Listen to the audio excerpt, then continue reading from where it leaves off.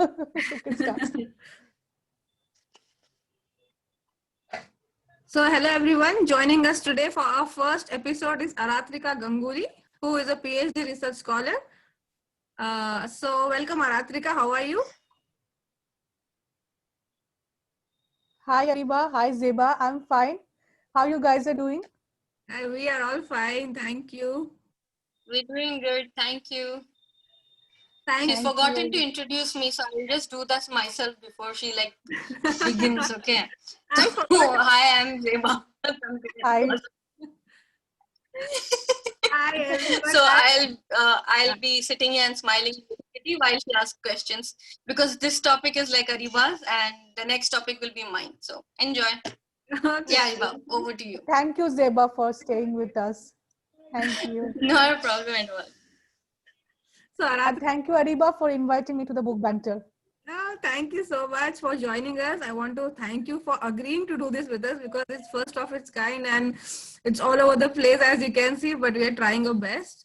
So before I begin, let me add that Aratrika has already given a webinar on our forum and had maximum views around 500. So anybody who's interested in finding out what she is doing, do watch her video. Okay. Add the link in the description box so that it is easier for you to access it. So let me begin this interview by asking you the basic question. Thank you so much. Enjoy reading books. Yes. Do you always have? Yes, I love reading books. I mean, So have you been the classic bookworm? yeah, Ariba, yeah. Would we find you behind a book? Yes, very much. But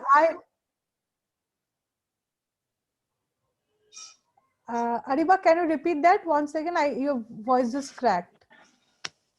Okay, I was saying, are you the classic bookworm types? Would we find you behind a book during your high school devouring fiction in your spare time? Or did your romance with books begin much later?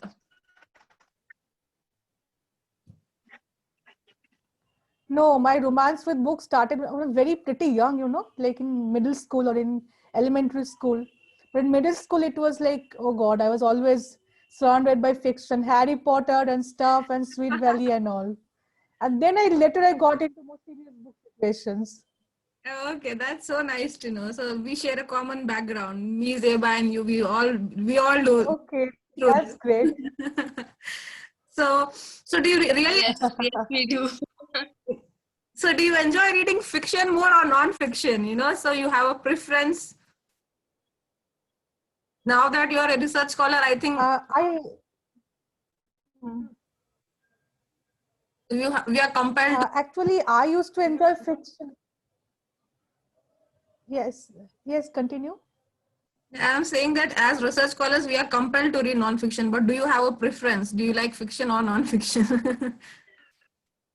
I used to love, at a point in my life, I used to love fiction more than non-fiction. I was like, okay, कौन नहीं मेरे को non-fiction नहीं पढ़ना है. Like, but अभी, it has become such a habit that I go and whenever I go to a bookstore or library, I will grab a non-fiction book, not a fiction book. Previously, I was very much into fiction. Maybe now because I don't get time or anything else, I'm more into non-fiction and theories now. Okay, that is great to know. We also love theories. Most of our works, whatever articles we write, whatever collaborations we have, we all usually go to theory as well. So that again we have common with you. So so which is your favorite spot for reading? Like, do you read in bed, study table, sofa? So like just to get a hang of where do you read? What do you like reading?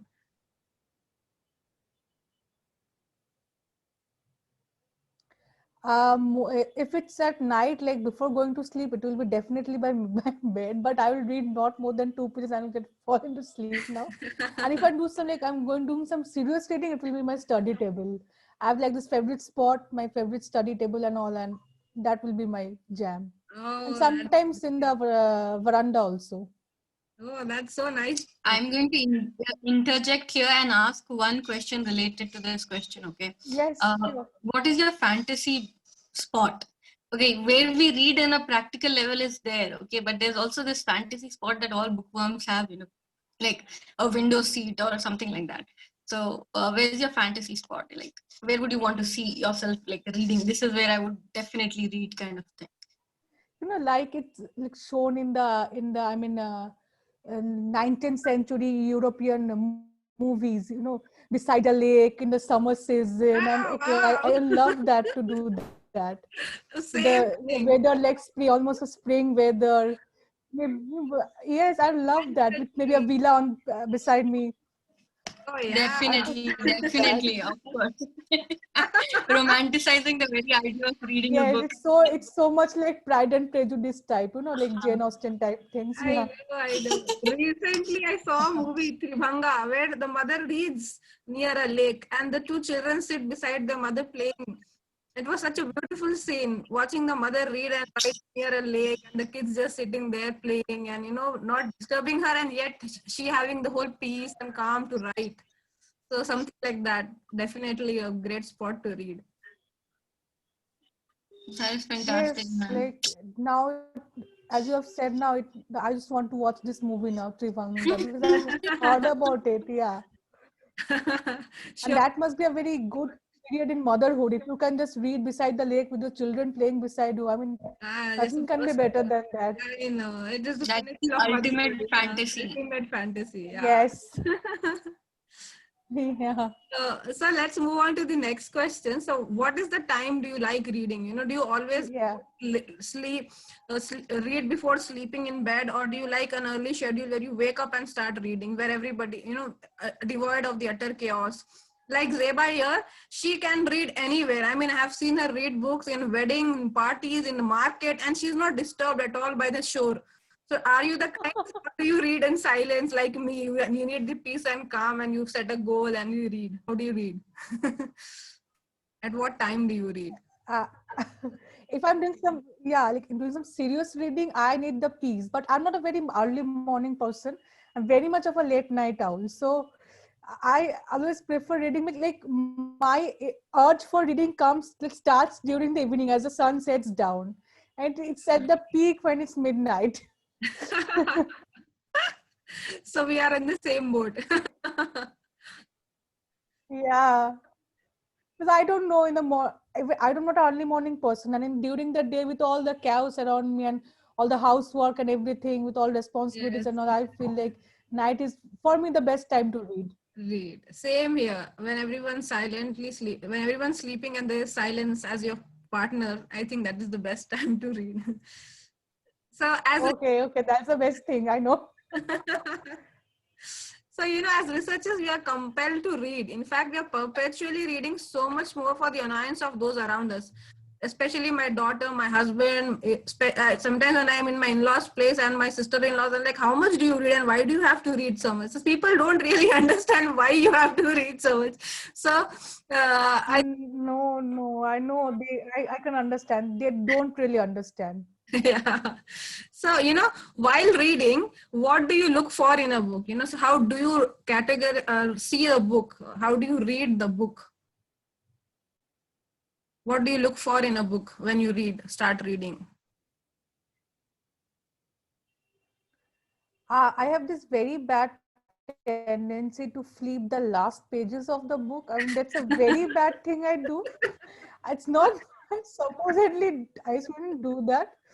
Maybe I'll just check the back cover and just try to get what there is, the substance of the book or the essence of the book.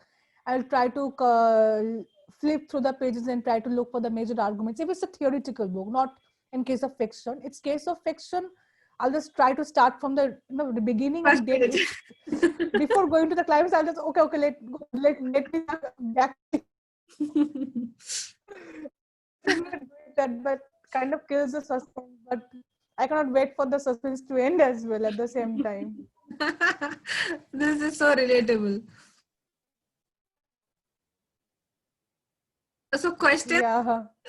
so the question that follows this is, do you have a pattern or style of reading? Like you said, you go to the end. So I know of people who just read the introduction and the conclusion chapter, and if they have the time, they go through the chapters in middle. So do you do the same? Like you read the introduction and conclusion?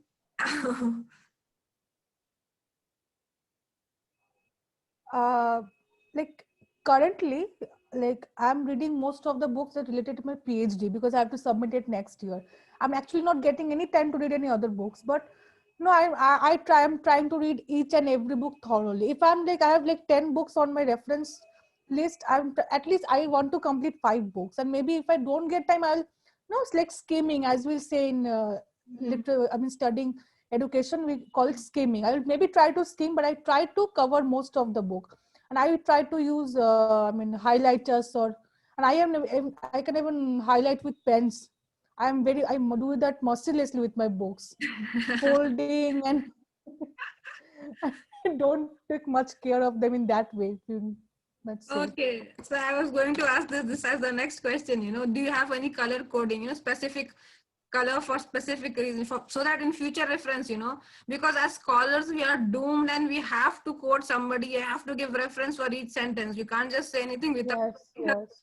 reference to it. So do you have like I have a compulsive habit? Okay, when I start reading a book and start making notes, the first thing I do is write the author's name, title, and the details of publications, because I'm so afraid that I might lose the title or the details of publication. So do you have such a habit of writing details? If I have a hard copy, this name and details I won't bother to write down elsewhere because I know I have the copy. If it's a soft copy, I try to bother and do write down because I know I will get. I have a folder for my PhD, but I don't know where I will keep it, and then I have to like find for like hours and on. And color coding is I usually use like the yellow highlighter or the pink highlighter, and I mostly use the red pen. I mean that's supposedly shouldn't be done, but I use the red, blue pen. Sometimes even the pink or green. I have so many colors of pens just for marking. This is for my PhD. This is for my own reference. This is for my another paper reference, and so on and so on. Yeah, that's so nice to know. I do the same. So Dave, Zeba, Okay, so I'm not the only one, thank God. Zeba is another one who is a big fan. I mean, if you give her a chance, she'll stay in a stationery shop. She just loves all her pens, all her sketches. She's very organized that way. Her table, her books, her walls, everything. See, I have a person. No, I have a person, a culprit who started me on this ride. Okay, so this woman, no, my sister. She the day she got a contingency when she was doing her MPhil, she took us out. Okay, and she bought us this huge amount of stationery. So this began with her. So I'm putting the blame on your doorstep. Okay. And I kind of put the blame on my younger sister, although she's younger to me, like 5.5 years. But I was not much into stationery. And then as she grew up and she was like collecting all the fancy stuff, so I was like, no. I got more into it. Now I'm into it so much. Like whenever I go to Star Mark or a crossword store, I'll come out with a huge list of stationery. Definitely, yeah. This is so relatable. The aspect where we Yeah. Very relatable. younger sisters doing it and we imbibing the habit as well. She actually Yeah. said this, so now I have to use it. Now I'm falling into the habit of it.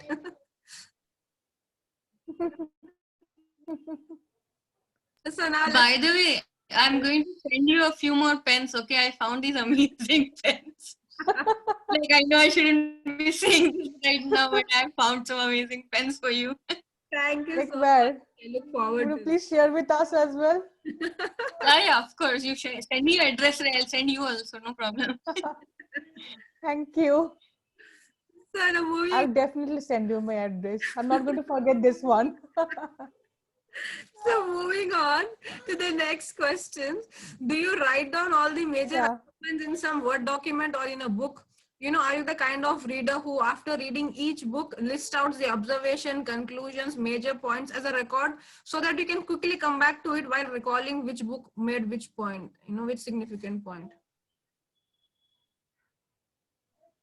No, I'm a very lazy person. So whenever I'm reading a book, I'll either, I mean, whatever is like, if I have a diary or a notebook beside me, I'll write down there. If I have my laptop open, I will maybe make sure of making a Word file and writing. I rarely do that because I mostly write it in the books itself. give an arrow and write down something, jot down some keyword stuffs, or maybe write in a notebook. And sometimes when I'm writing on paper, I directly write down on the paper, I mean, listing, jotting down points in the my Word file itself. But I will not bother to read so many books and write on everything. I just try to keep that in my mind. I'm a very lazy person. But I have I realized just try to jot down the most important things. but when I recall, sometimes I do forget which book which where. So sometimes mine is not very reliable. At least for me, it is not. Yes. Yeah, now I'm realizing, I don't know if it's aging or anything else, my mind is not getting reliable day by day. I know if our parents would hear us, they would say, you call yourself old and you're losing memory at this age. But somehow, our generation is losing memory, I think, because of extensive use of gadgets and, the idea that we can get back to it anytime we want. Yeah. We don't have to write it down. Mm-hmm. So, मिल ही जाएगा, Wikipedia पे And we have, that's true. We have so much of information at the tip of our hand. I mean, all the time. We are digesting so much, you're forgetting most of it. Yeah, true. At least I feel that is the reason why I have this bad habit of forgetting. Hmm. Forgetting the whole folder. So now that we have established how you read, Yes. want to what you're reading presently, or have you finished any book recently? Yeah, I'll just reading this book. I'll just show you maybe. This is from Oxford. It's a series called Short Introductions by Very Short Introduction. I'm reading this International Migration. This is by Dr. Khalid Kose. He was like on the founding executive director of the, it was GCERF, the Global Community Engagement and Resilience Fund. And he's also, he's a very eminent scholar and professor. So this book is as it says, international migration, a very short introduction. I'm just reading up for my PhD and for my further research work, and also because of my interest in it. It's a very nice book. I mean, it's an absolute fantasy for any beginners who really wants to know what migration is all about. Like, it has some of the important points, written in a very concise and precise way. Okay, that is great to know. I think we should get our hands on that, Zeba. So, Yeah. so unique, or what is the unique or something novel about this book? I think one is that it is crisply giving you a overview in a very, Yeah. Hmm. and anything else? Yes, also that it will make you understand, because I've, as in my field work and talking to people who are not related to, I mean, academically to migration and studies and all, or maybe who are not related to directly to, I mean, I'm talking of the general overview of common people who sees migration as a very threat to national security and everything. I mean, you can understand from reading this book that it's not exactly the same thing. I mean, it's a very two-way street. I mean, the migrants itself are at, at the mercy of the host countries and everything. And also that migration brings a lot of new development in economy in the host countries. So it's not always about that the migrants are being migrants or irregular migrants, as they say, are bringing a lot of security issues to the host countries. But in truth, they're actually, in reality, they're bringing, boosting the economy of the host countries. True, true. That is very interesting. Yes. Yes, it just changes the overview of how what migration is. Okay. So thank you for sharing the major arguments from the book. So, Thank you. okay, so do you think this book fills a literature gap, in the sense, as scholars, we are so obsessed with filling literature, literature gaps. Oh So my God. that is the Yes, first so question much. in any Viva you attend, and you're like, did you fill any gap in literature? That is like the major anxiety, panic giving question, all for all scholars. So does it fill a gap Yeah. in literature? Yeah, it definitely does, because of its, as you said, it's a crisp overview. I mean, it's you don't you just get in a very short number of pages, you understand what migration, international migration is all about, what exactly is the difference between immigration, or refugees or asylum seekers, irregular migration and regular migration. These are who are the climate refugees. These are very short terms, but people generally mix up this up. And also these categories are not very generalized categories. They have a tendency to overflow, very porous borders they have. So you get to understand all this, and it really fills the literature gap if you're thinking about the definitions. This, if someone doing a research on migration, this book is definitely a plus point because it fills the gap on understanding the basic concepts. Most, no, it's not a very, it's not a book that like, you know, you'll have to like, it's a very strong like thorough type ka English ki it's not that. It's a very, it's written in a very simple and well defined manner, so it can be read by everyone. That's the best thing about this book. Thank you so much for bringing out this book. This is very interesting, and I think we should give it a try, especially because it is a short introduction, and I love short. Yeah, me too. And I love the Oxford series. They have so many titles in that. I'm planning to buy many more. Arey, there is this one title, okay? There's an introduction to political theory that they have. There's an introduction to philosophy as well. So yeah. They have all this. They're really good. This series is really, really good. I completely agree with that. Did you enjoy that too, Zeba? Sorry? Did you enjoy that too? I mean, the political theory. Arey, And the I'm going to philosophy. begin, like it's in the Okay. list. Yeah. Do let me know. I will definitely. I'm also planning to buy the political theory one because I think it would be very helpful also. Yeah, it Because was. when you're It is. Yeah. dealing with migration, you need to know the political theories. I mean, some things are relatable. Yes, Yeah. that is the beauty of Many humanities and subjects. social science, I guess. Everything is possible and you Yes. can beg, borrow, steal anything from anyone. And that is the best part of it. One can't do without the other. Yeah. Concepts and theories, Yes. and you can just use. Like you and me. Yeah, that is. She's social sciences and I'm humanities, So. So, last question. Yeah. What is your takeaway from the book? Will it be part of your thesis, and what will you remember it most for? Firstly, it will definitely be a part of my thesis. I have already, I mean, if I show you, I'm like, I have marked with green. I can't show you because Yeah. green paints, green, it's so like I've written everything. Like this is PhD. Okay. This portion I'm going to bring into my thesis as a reference point or directly quoting it. Can you repeat the second part of your question? I was asking you, will it be? I think you answered it when I said, will it be part of your PhD, and what is your takeaway from this book? Yes. Most memorable part, what you will remember about the book? Like you will remember the book for a certain point or a certain argument.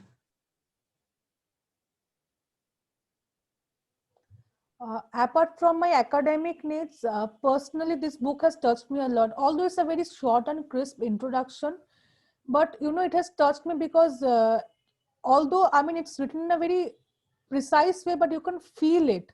The problems the refugees undergoes, the problems the asylum seekers undergoes, the irregular migration problems.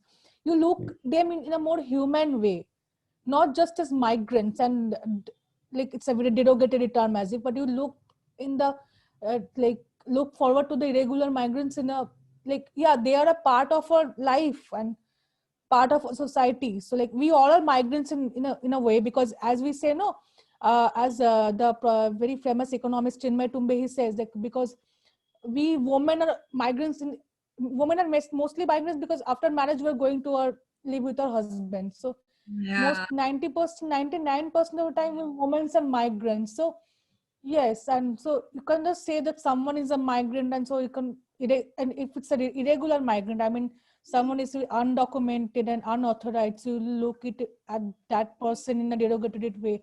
No, this book teaches us to be more compassionate towards them. Because you don't know, I can be, or you can be the next person. No, but I mean, or maybe someone close to us is a irregular migrant. Yeah. I know, that is so profound. I mean, it deserves a thought, a lot of thought. Thank you so much for joining us today. I look forward to reading your research findings. I look forward to it. And like I mentioned earlier, We will be mentioning your webinar in the description box for anybody who wants to watch that to get and understand why Ratrika is so driven about. Thank you. It was a very good webinar. I think we should all take time to watch it. So it was fun having both of you together. I think it was just fun to do it together. So the banter about books. I hope Yes, absolutely. And I'm also very Definitely, yes. honored to be a part of this. So thank And I you. was also very honored to be a part Thank of a you. webinar Thank you series. so much. Thank you so much. It means so much when you say that. And let me add, I Thank made you, friends Zeba and Ariba. I made friends with Aratrika during the lockdown. So she is my lockdown friend. She is my Yes. Yeah. One of my best friends from lockdown. one of the best things in lockdown that happened in our lives. So see you next. Yes, absolutely.